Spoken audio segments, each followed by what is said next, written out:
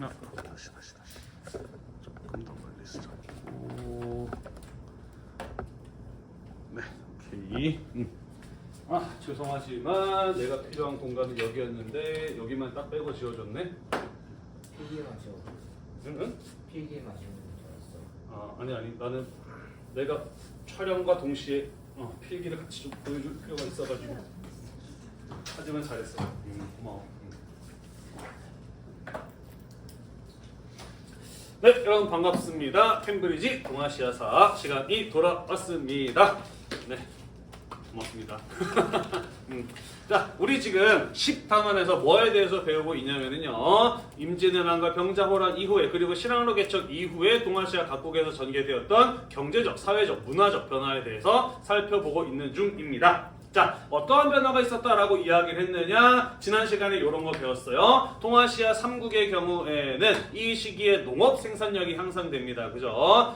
적극적으로 개간이 이루어졌고 농업기술의 발전이 이루어졌으며 신항로 개척 이후에 신대륙의 구황작물 같은 것들이 들어오게 되면서 먹을거리가 많아지게 되었다라고 이야기를 했어요. 이러한 경제 발전에 힘입어서 인구도 증가하게 되었고요. 인구 밀도가 지나치게 높아지게 된 지역들의 경우에는 상대적으로 인구 밀도가 낮은 지역으로의 인구 이동 현상 같은 것들이 일어나기도 하였다라고 이야기를 했습니다. 자, 그래서 이로 인해서 오늘 어떤 것에 대해서 배울 것이냐? 먹고 남는 게 생겼어요. 사람들은 먹고 남는 걸 가지고 자기가 필요한 것을 팔고 사고 하는 상공업이 발달하는 모습을 보게 됩니다. 자, 또한 시장이 발달하게 되면서 시장을 중심으로 사람들이 모여들게 돼요. 그러면서 사람들이 모여 사는 거주의 형태, 도시가 발달하는 모습을 볼 수가 있습니다. 자, 이런 어떤 상업과 도시의 발달의 경우에는요, 교통의 발달에 힘입어서 일어난 변화이기도 해요. 요거에 대해서는 좀 이따가 자세하게 이야기를 하겠습니다. 자, 그래서 이러한 상공업의 발달, 도시의 발달, 교통의 발달, 농업 생산력의 향상 같은 전반적인 사회 경제적인 현상이 일어나게 됨에 따라 예전에는 잘 먹고 잘 사는 사람 지배층들 뿐이었어요. 그 잘 먹고 잘 사는 지배층들만이 문화를 즐길 수 있는 여유를 갖고 있었으나 이러한 경제 발전에 힘입어서 이제는 피지배층의 계층들의 경우에도 자신들이 삶을 즐길 수 있는 여유를 갖게 되었다라는 것이죠. 그러면서 피지배층의 사람들이 문화생활을 즐기게 됩니다. 그러면서 피지배층들의 취향에 맞는 문화가 발달하게 되니 우리는 그런 문화를 가지고 서민 문화라고 이야기를 해요. 다음 시간에는 서민 문화가 발달하게 되는 과정을 살펴볼 겁니다. 자, 그래서 피지배층들이 사회 경제적으로 성장을 하면서 큰 영향력을 갖게 되고 이들이 문화생활을 즐기는 이러한 사회적인 현상, 지금까지 절대적인 진리로 믿어왔던 성리학으로 설명이 돼야 안 돼요?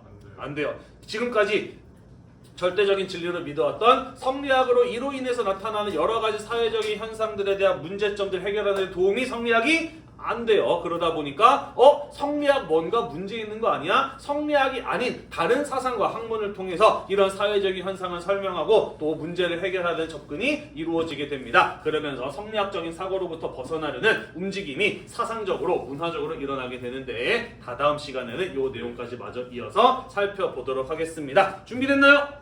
네, 시작해 보도록 합시다. 자, 우선 첫 번째 명청대의 상업과 도시가 발달하는 모습을 함께 살펴보도록 합시다. 자, 우리 지난 시간에 이야기했어요. 농업 생산력이 향상되면서 인구가 증가하였다라는 거 이야기를 했습니다. 특히 명청시대를 거치게 되면서 전례 없는 그 이전에는 볼 수 없었을 만큼의 엄청난 속도의 인구 증가를 경험하게 되었다라는 이런 이야기 했었잖아요. 그죠? 자, 그러면서 상업과 도시가 발달하게 되었다 라는 것입니다. 자, 일단 상업은요, 아까 선생님이 이야기했죠. 농업 생산력이 향상되면서 먹고 남는 게 있다 보니까 사람들은 먹고 남는 것을 가지고 자기가 필요한 것들을 사고 팔고 하게 되었어요. 그러면서 상업이 발달하게 되었다라는 겁니다. 자, 그러면 도시는 왜 발달하느냐? 도시가 뭐예요? 인구가 밀집된 곳, 많은 사람들이 모여 사는 곳을 가지고 우리는 도시라고 해. 따라서 도시가 발달하기 위한 조건은 두 가지입니다. 무엇과 무엇일까? 첫 번째,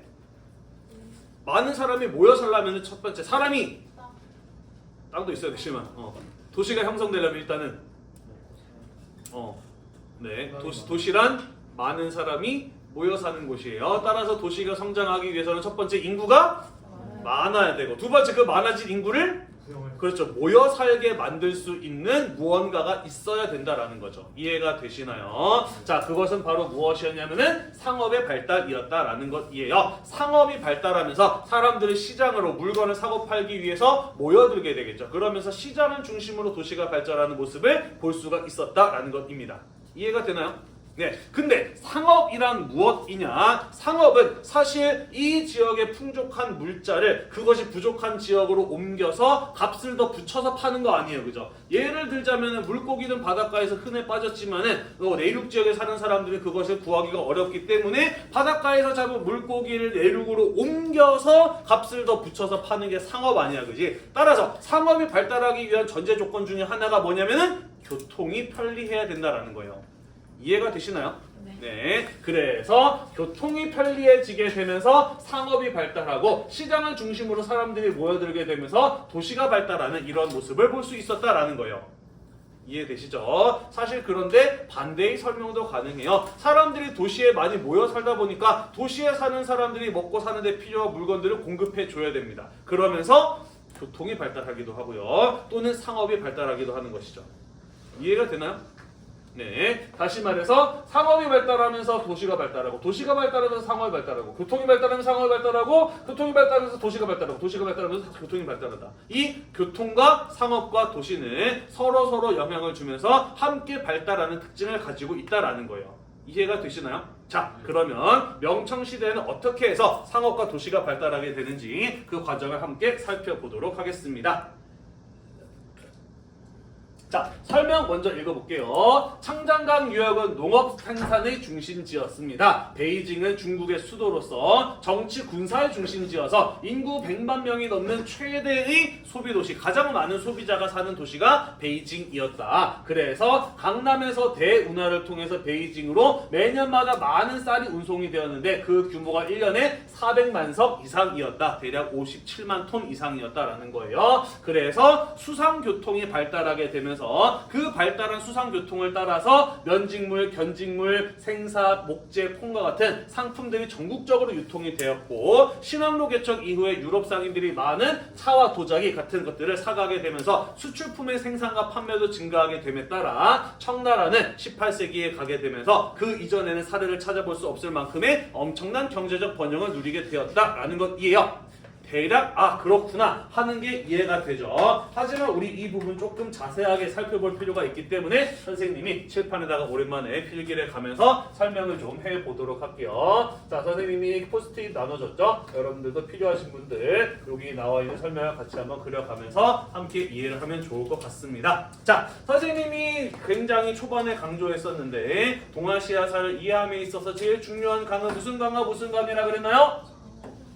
황허강과 그렇죠. 창장강, 양쯔강이다 라고 이야기를 하였습니다. 자, 중국의 수도 어디였다고? 베이징이었다라고 이야기를 하였어요. 그죠? 자, 베이징의 경우에는 가장 많은 사람들이 살고 있는 인구 100만의 최대의 소비도시였다라고 이야기를 하였어요. 그죠? 자, 오늘날도 인구 100만이라고 하면은 꽤 많은 사람이 모여 사는 도시인가요? 네. 그렇죠. 그런데 산업혁명 이전에 인구 100만이었다라고 한다면 베이징은 정말로 큰 대도시였다라고 볼 수가 있는 겁니다. 여기는 중국의 수도임과 동시에 정치적, 군사적 중심지이기도 하였다라고 이야기를 하였어요. 그죠? 정치적, 군사적 중심지. 자, 그래서 베이징은 이렇게 많은 사람들이 모여 살다 보니까 이 베이징의 경우에는 중국 최대의 소비 도시였다. 가장 많은 소비자들이 사는 곳이 바로 이 베이징이었다라는 이야기입니다. 이해가 되시나요? 자, 한편 중국의 경제 중심지는 어디라고 볼 수 있느냐? 창장강 하류에 있는 강남 지역이 중국의 경제 중심지라고 볼 수 있어요. 자, 경제 중심지인데 그 중에서도 특히 강남 지역을 중심으로 무엇이 발달했냐면요. 직무로. 면제품이나 비단 같은 직물을 생산하는 것이 굉장히 발달한 지역이 바로 이 강남 지역이었다라는 것이에요. 자, 왜 그러느냐? 원래 강남 지역은 중국에서 가장 많은 쌀이 생산되는 쌀 생산의 중심지였어. 그런데 이 강남 지역을 중심으로 쌀보다 비싸게 팔리는 비단 같은 이런 상품들이 많이 만들어지고 판매되기 시작을 해요. 그러면서 사람들은 농사를 접고 여기서 비단 같은 이런 비싸게 팔리는 직물업을 중심으로 산업을 발전시켜 나갔다라는 거예요. 이해가 되나요? 자, 그래서 쌀 농사 짓는 지역은 강남에서 창장강 중류로, 창장강 중류에서 창장강 상류로 점차 직물업 생산에 밀려서 강을 따라 거슬러 올라가게 됩니다. 이해가 되나요? 네. 이해되니? 이해되죠? 네. 자, 그래서 명청시대에 오게 되면은 이 창장강 하류가 아니라 창장강 중상류 지역이 중국에서 가장 많이 쌀이 생산되는 쌀 생산의 중심지로 자리 잡게 되었다라는 것이에요.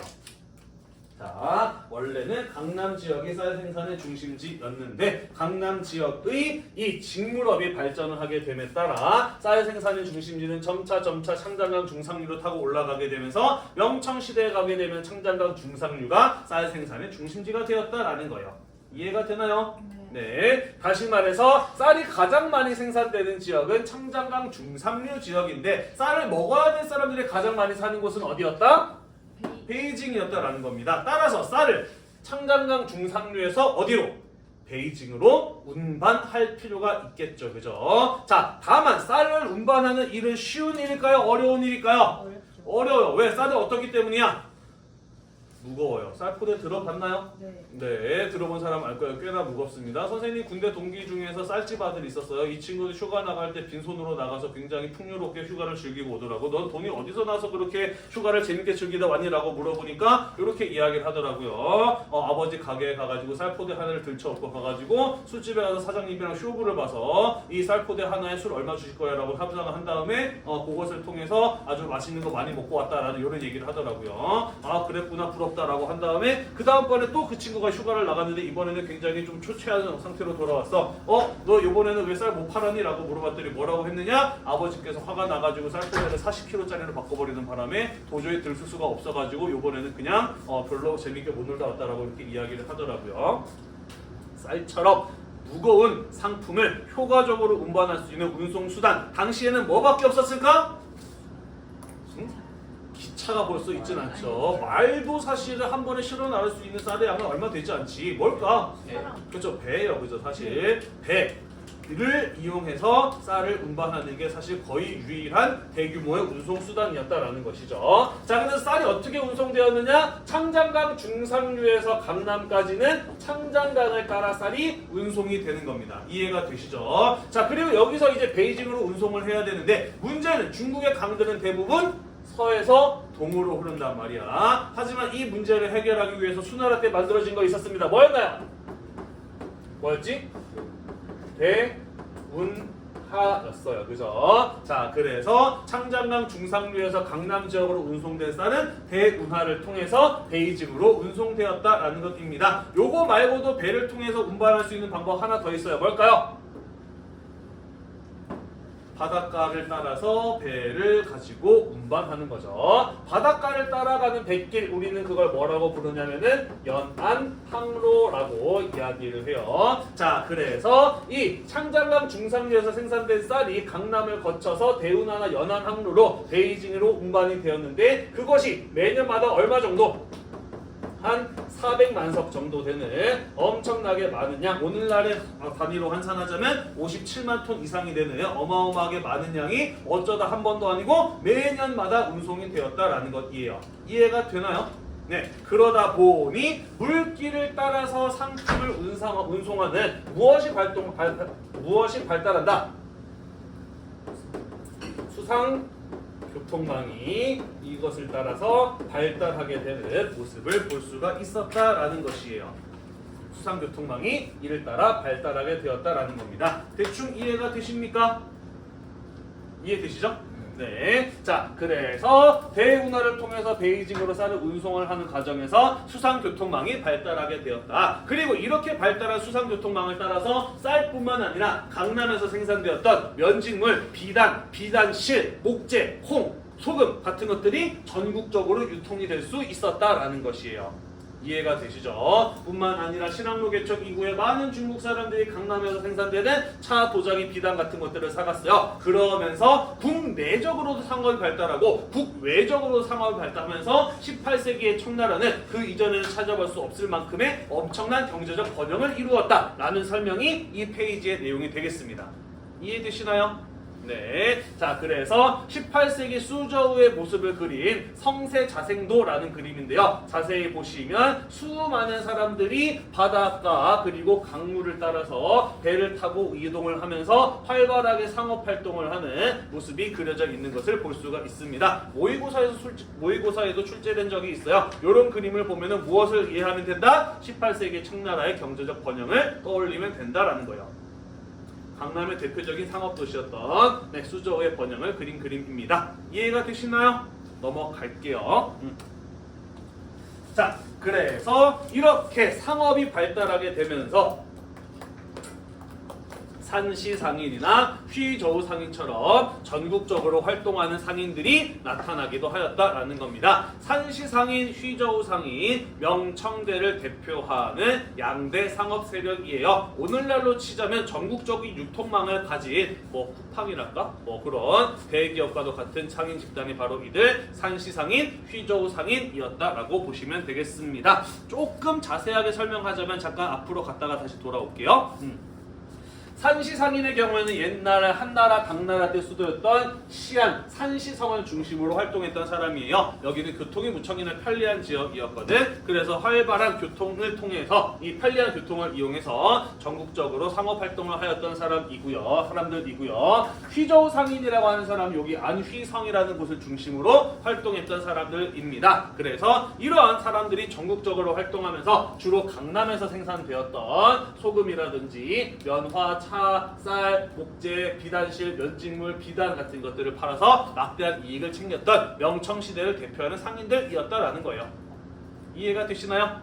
네, 다시 돌아올게요. 자, 그래서 이런 사람들이 전국적으로 활동을 하면서 상업은 더더욱 활발하게 이루어졌고 경제는 더더욱 발전하였다라는 이야기가 되겠습니다. 이 시기에 명청대의 경제를 움직이게 만드는 동력은 어디에서 나온 것이었다? 우리가 방금 이야기했듯이 대우나 창장강, 연안항로와 같은 수상교통망을 통해서 이루어질 수 있었다라는 것이에요. 그래서 우리 교과서에서는 이것들을 무엇이라고 표현하고 있는 것이냐? 경제 대동맥이라고 표현을 하는 겁니다. 대동맥, 동맥이 뭔가요? 심장이 두근하면은 그 짜지는 그 압력에 의해서 산소를 가득 머금은 피가 우리 몸 곳곳으로 전달되잖아, 그지? 심장에서 우리 몸으로 나가는 핏줄을 가지고 동맥이라고 이야기를 하죠. 반대로 우리 몸을 다 돌아서 산소가 고갈된 피가 다시 심장으로 들어오는데 그 핏줄은 뭐라 그러나요? 정맥이라고 이야기를 하죠. 그죠? 다시 말해서 인간이 살아가기 위해서 심장에서 산소를 머금은 피를 동맥을 통해서 온몸에 전달해야 되는 것처럼 이 시기에 대운하나 창장강, 연안항로의 경우에는 중국의 경제가 돌아가게 만드는 동맥과도 같은 물길들이었다. 수상교통망이었다라는 것이에요. 이해가 되시죠? 그리고 교통이 편리하다 보니 당연히 교통이 편리한 지역에서는 물건을 사고 팔기가 훨씬 더 수월하죠. 그죠? 이 교통이 편리했던 지역을 중심으로 시장이 형성이 되고 시장을 중심으로 사람들이 모여들게 되면서 교통이 편리한 지역을 중심으로 도시들이 발전해 나가는 모습을 볼 수 있었다라는 설명이 되겠습니다. 이해가 되시죠? 네, 그래서 강남 지역의 번영을 이루었던 대표적인 도시에는 어떤 것들이 있느냐? 수저우, 양저우, 한커우 같은 곳들이 있었다라는 것이에요. 방금 우리가 성세자생도라는 그림에서 봤던 수저우의 경우에는 직물업의 중심지였고요. 중국에서 수공업이 가장 활발하게 일어나는 최대의 수공업 도시였으며 상품의 유통도 활발하게 이루어졌었던 명청대 최고의 상업도시가 바로 이 수저우였다라는 소리가 되겠습니다. 수저우의 경제적 발전과 도시의 발전은 상당히 눈부신 속도로 이루어졌다라는 것이에요. 이해가 되시죠? 네, 그보다 조금 더 위에 있는 양저우라고 하는 곳이 있어요. 여기는 전매 상품인 소금을 판매하면서 소금을 판매하는 염상 그리고 소금을 판매하는 1인 염업을 통해서 큰 부를 축적했던 도시다라고 되어 있습니다. 자, 소금 생필품이죠. 교회에서 빛과 소금이라는 표현을 쓰는 거 아나요? 세상에 꼭 필요한 사람이 되어라 라는 의미에서 너는 빛과 소금이 되어라 라는 이야기를 하거든요. 왜 그러느냐? 빛은 아무리 예쁜 옷을 입어도 빛이 없으면 보이지를 않아요. 아무리 맛있는 식재료를 할지라도 소금이 들어가지 않으면 맛이 나지를 않아요. 그죠? 꼭 필요한 사람이 되라는 의미에서 빛과 소금이 되라라는 이런 이야기 하거든요. 아무튼 소금은 생필품입니다. 그런데 중국의 경우에는 역대 왕조들이 나라에 필요한 자금을 통치 자금을 재정 수입을 보충하기 위해서 어떠한 방법을 썼느냐? 소금 전매제라고 하는 걸 실시했어요. 소금 전매제란 소금의 생산과 판매를 오직 국가만 할 수 있도록 하게 하는 것을 가지고 소금 전매제라고 이야기를 합니다. 당연히 정상적으로 생산되고 시장에서 팔리는 소금값보다 정부가 독점했으니까 더 비싸게 팔았을까 싸게 팔았을까? 비싸게 팔아요. 그죠? 그래서 정부 수입에 부족한 부분을 충당하는 제도를 가지고 소금 전매제라고 이야기를 하는데 명청시대 때 그 소금 전매를 담당했던 도시가 바로 이 양저우였다. 그래서 소금 팔아서 엄청나게 많은 돈을 버는 것이 바로 양저우였다. 우리가 아까 배웠던 휘저우 상인 같은 경우가 바로 이 양저우의 소금을 판매해서 큰 부를 쌓았던 상인 집단이다 라는 이런 설명이 되겠습니다. 이해가 되시죠? 네. 자, 한편 한커우는 창장강 중류에 있는 곳이에요. 그래서 창장강 상류와 창장강 하류 사이에서 양쪽의 상품을 중개하면서 큰 번영을 누렸던 도시가 바로 이 한커우라고 하는 곳이었다라는 겁니다. 그래서 이런 도시들을 보시고 명청 시대의 경제 발전을 대표하는 도시구나 라는 것 정도 알아보시면 되고요. 지금까지 내신 시험 문제에서는 여기가 어떤 도시게? 라는 문제를 좀 냈어요. 요거 요렇게 팔아가지고 큰 번영을 이룬 도시는 어디게? 라는 식으로 문제를 내기도 했었거든요. 올해도 그 문제 낼지 안 낼지 모르겠습니다만은 아무튼 명청시대의 경제 발전과 관련해서 중요한 도시들의 특징 정도는 알아두시면 좋을 것 같아요. 됐나요? 자, 마지막으로 강남의 시진이 급증하였다. 그러면서 이 시진들은 서로 수로로 연결이 되면서 강남 전체를 도시화하였다라고 되어 있고요. 시진이란 중소규모의 업종별로 전문화된 상공업 도시다라는 설명이 나와 있습니다. 요건 또 뭔 소리냐? 요런 이야기거든요. 간단하게 좀 필기를 하면서 설명을 해보도록 할게요. 자, 여러분들 혹시 이런 표현 들어봤나요?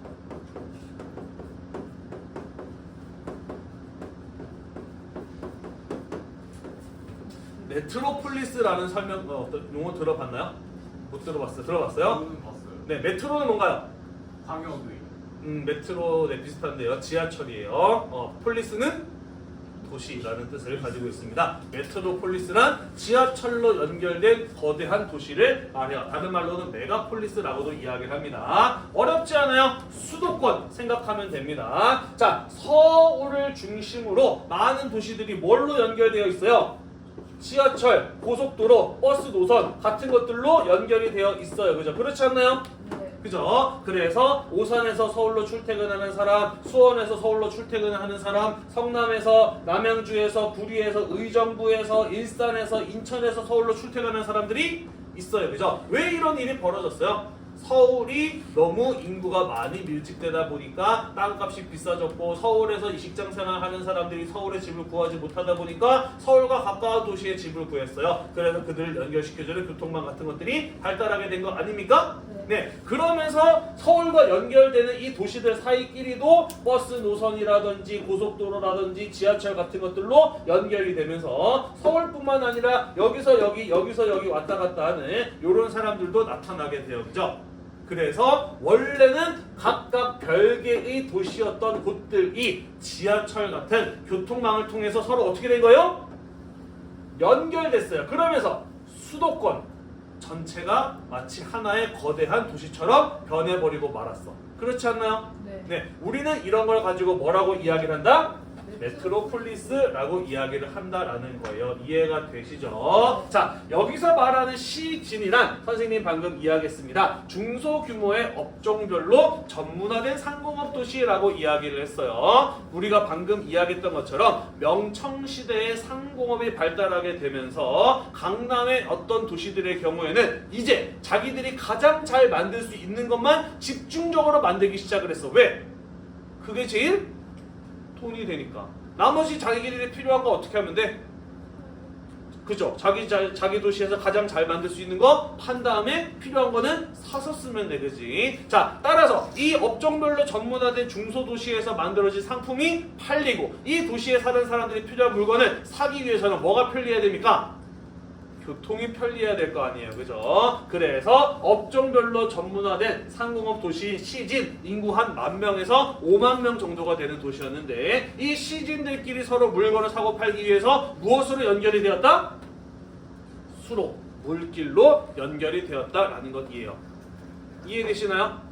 그래서 서울을 중심으로 지하철이 쭉 연결되면서 서울 전체가 수도권 전체가 거대한 도시가 되어버린 것과 마찬가지로 지도 보이시나요? 여기가 강남 지역이고 여기 찍혀있는 파란색 점들이 전부 다 시진들이거든요. 그리고 이 시진들끼리 전부 다 수로 물길로 연결이 되면서 이 강남 지역 전체가 마치 하나의 거대한 도시인 것처럼 변해버리고 말았다라는 소리가 되겠어요.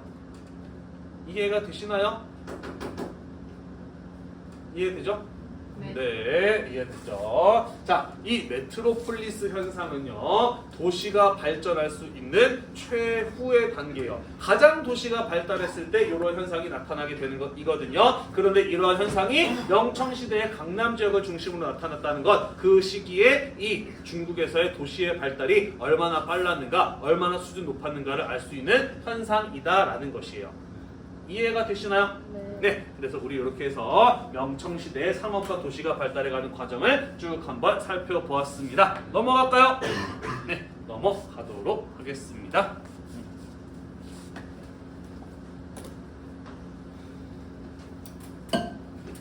말이 많이 빠르지 않지? 충분히 알아듣고 필기할 만큼의 속도는 되죠? 네. 자, 조선 후기로 가보도록 하겠습니다. 자, 결론부터 이야기하자면 사실 조선은 중국이나 일본에 비해서는 도시가 그다지 발달하지는 않았습니다. 자, 왜 그랬느냐? 조선에서 지배층은 양반이었어요. 그리고 양반들은 여러 계층들 가운데 가장 경제적으로 여유가 있는 계층이었습니다. 따라서 상업이 발달하기 위해서는 양반들이 적극적인 소비자가 되어야 함과 동시에 그들이 도시에 모여 살아야 도시를 중심으로 상업이 발달할 수 있었고, 그러면서 그 상업의 발달 덕분에 도시가 또 발달할 수 있었다라는 거예요. 하지만 조선의 지배층이었던 양반들은 주로 도시보다는 농촌에 거주하였다라는 것이죠. 왜 그랬느냐? 몇 가지 이유가 있어요. 일단은 양반들은 지주였습니다. 땅을 가진 주인이었어. 그래서 자기 땅을 농민들한테 빌려주고 그들한테 소장료를 받는 사람들이란 말이지. 따라서 내 땅을 빌려서 농사를 짓는 농민들을 감시하고 통제할 필요가 있었어. 그래야 걔네들이 열심히 농사를 지을 거고 걔네들이 수확물을 속이지 않고 양반들에게 꼬박꼬박 잘 낼 수 있기 때문인 것이죠. 이해가 되나요? 네. 또한 양반들 가운데 과거에 합격한 사람은 당연히 서울로 올라가지만 과거에 합격하지 못했다거나 아니면 관직에서 은퇴한 사람들의 경우에는 자신이 사회 지배층으로서 가장 큰 힘을 발휘할 수 있는 곳은 어디였느냐? 농촌이었어. 신분도 양반인데다가 경제적인 지위도 지주라는 지위를 가지고 있잖아. 그래서 지역사회에서 자신의 영향력을 행사하면서 가장 떵떵거리면서 살 수 있는 곳이 바로 농촌이었기 때문에 조선의 지배층인 양반들의 경우는 주로 농촌에 거주하였다라는 거예요. 이해가 되나요? 따라서 상업과 도시가 발달하기가 어려웠다라는 겁니다. 따라서 조선의 경우에는 오랫동안 상업이 발달하지 못하고 사람들은 자신이 필요한 것이 있으면 직접 만들어 사용하는 자급자족적인 경제가 오랫동안 유지되었다라는 것이에요. 이해가 되시죠? 그런데 우리 지난 시간에 배웠어요. 조선 후기로 가게 되면서 모내기법, 이항법이 전국적으로 확산되면서 농업 생산력이 향상되면서 먹고 남는 게 생겼어요. 그것은 시비법의 발달이나 감자, 고구마, 옥수수 같은 구황작물의 전래에 힘입은 농업 생산력의 향상 덕분이기도 했습니다. 기억이 나시죠? 자, 그래서 먹을 것이 많아지게 되면서 먹고 남는 게 발생하고 그것을 가지고 사람들이 필요한 물건을 사고 팔게 되면서 조선 후기에 가서는 조선에서도 상업이 발달하는 모습이 나타나게 되었다라는 거예요. 이해되시죠? 자, 그래서 16세기 이후로 가게 되면은 대도시에서나 볼 수 있었던 시장이 지방 곳곳에 만들어지기 시작을 해요. 우리는 그러한 형태의 시장들을 가지고 장시라고 이야기를 하죠. 지난 시간에 이야기했던 것처럼 5일에 한 번씩 열리는 대체로 5일장의 형태를 띠고 있었다라는 것입니다. 돈을 사용하기도 했지만 사실 아직까지는 상품 화폐 경제, 돈을 주고 물건을 사고 파는 경제가 충분히 발달하지 않았기 때문에 물물교환 같은 것들이 이루어지기도 하는 정도였다라는 거예요. 하지만 이러한 상업의 발달이 꾸준히 이어지게 되면서 17세기 무렵에 가게 되면은 교통이 편리한 포구나 사람들이 모여 사는 도시를 중심으로 시장이 형성되고 발전해 나가는 모습을 볼 수가 있었다라는 것입니다. 포구란 배가 드나드는 곳을 가지고 포구라고 이야기를 해요. 그래서 지금도 포자 들어가는 지명들 있잖아요. 영등포, 마포, 삼천포 이런 거 들어봤죠? 네, 이런 것들 원래 전부 다 조선시대 때 배가 드나들던 곳들이다라고 보시면 됩니다. 여기 배가 드나드는 곳이다 보니까 상품의 수송과 운송이 편리한 지역이에요. 이런 지역을 중심으로 시장이 형성되고 상업이 발달하면서 사람들이 모여들게 되는 이런 효과가 발생하게 되었다라는 겁니다. 이해되시죠? 자, 나아가서 조선 후기의 상업이 발달함에 있어서 굉장히 중요한 역할을 했었던 세금 제도의 개혁이 있습니다. 그건 바로 무엇이냐면 대동법이라고 하는 것이에요. 1학년 때 배웠던 기억 나나요? 대동법의 시행?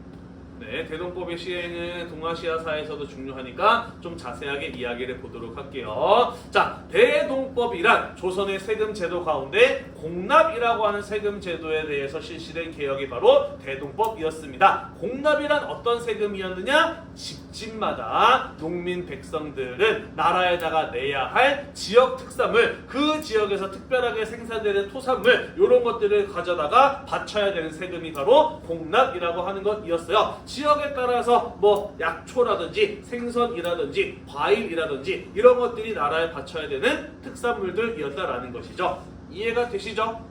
네. 하지만 이게 농민 백성들에게 굉장히 큰 부담이 아닐 수 없었습니다. 왜냐하면 첫 번째, 집집마다 얼마씩 내라라고 해서 그러다 보니까 부잣집에서는 부담이 안 될 수도 있지만 가난한 집에서는 굉장히 큰 부담이 될 수도 있어서 공평한 세금의 부과가 이루어지지 못한다는 문제를 가지고 있었다라는 거예요. 두 번째, 뭘 내는 세금 제도라고 이야기를 했나요?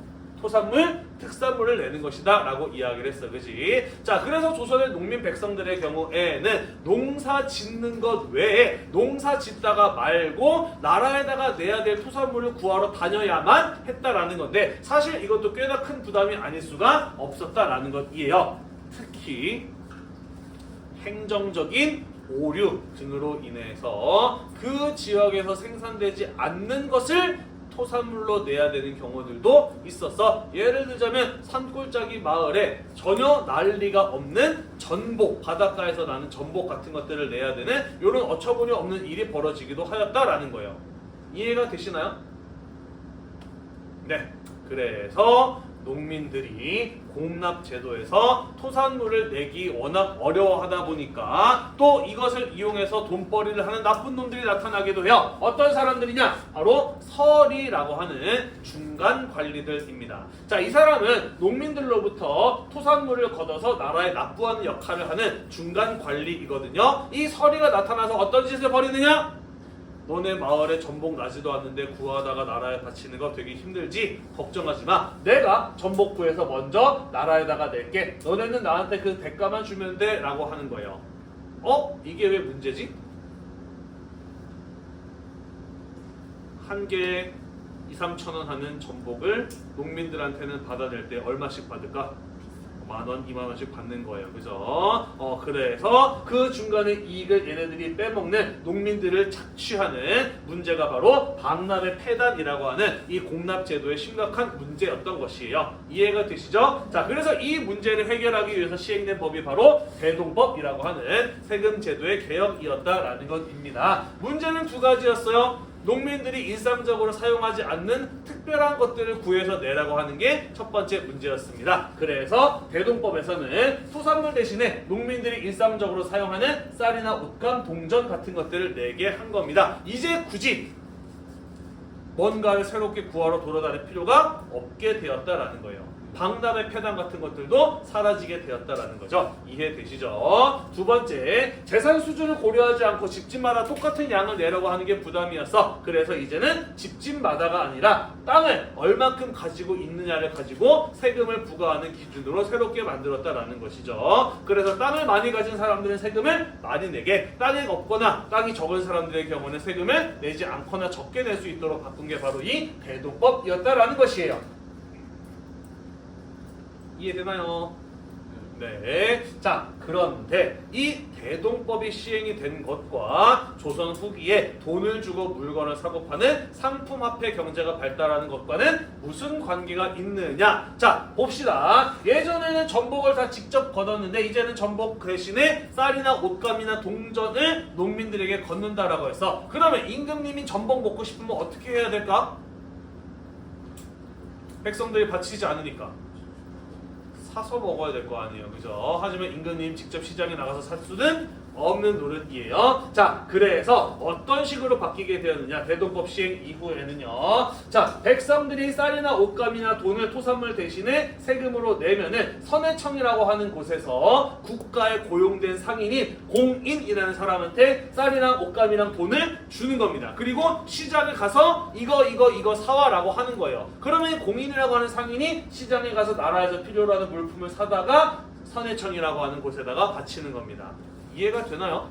백성들이 직접 토산물을 내던 것을 이제는 이 공인이라고 불렸던 국가에 고용된 상인이 시장에 나가서 사오는 걸로 바뀌게 되었다라는 겁니다. 이해되시죠? 이 공인이라고 하는 상인이 한 번에 사들이는 물건의 양이 어떨까?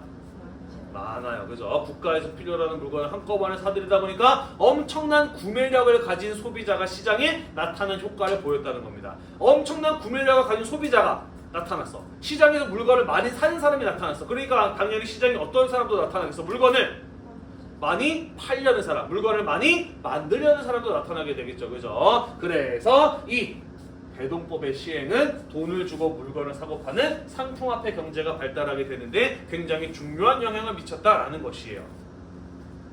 이해가 되시나요?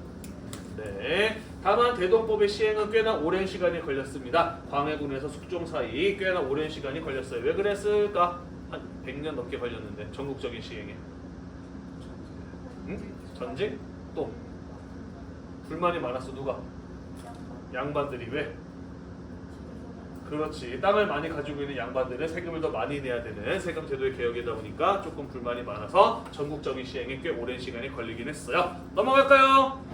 한 페이지만 더 할게요. 자, 그래서 우리가 지금까지 살펴보았던 이러한 상품화폐 경제의 발달에 힘입어서 18세기쯤 가게 되면은 지방에 열리는 시장인 장시가 전국에 1000여 곳 이상으로 증가하게 되었다. 전국 곳곳에 장시가 없는 곳은 거의 없게 될 정도로 상업의 발달이 눈부시게 이루어지게 되었다라는 것이에요. 그러면서 이 장시를 중심으로 상품 거래가 이루어지고 정보 교환 같은 것들이 이루어지게 되면서 조선 후기에 상업 발전을 이끌어 나갔다라는 이야기가 되겠어요.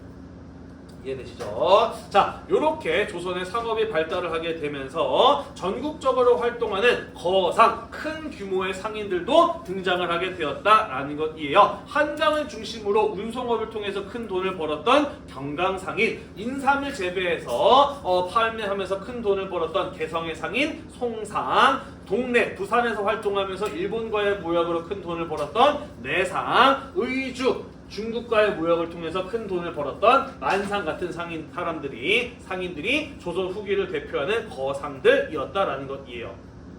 이해가 되시죠? 자, 그래서 선생님이 앞에서 이야기했습니다. 도시란 사람들이 많이 모여 사는 곳, 밀집된 곳을 도시라고 한다. 교통이 발달하고 상업이 발달하게 되면은 시장을 중심으로 사람들이 모여들게 되면서 도시가 발달한다라고 이야기를 하였어요. 그죠? 지난 시간에 배웠던 조선 후기의 인구 증가와 더불어서 이번 시간에 배운 대동법의 시행과 상품화폐 경제의 발달 등으로 인해서 조선 후기도 도시가 발달해 나가는 모습을 볼 수가 있었다라는 것입니다. 이해가 되시죠?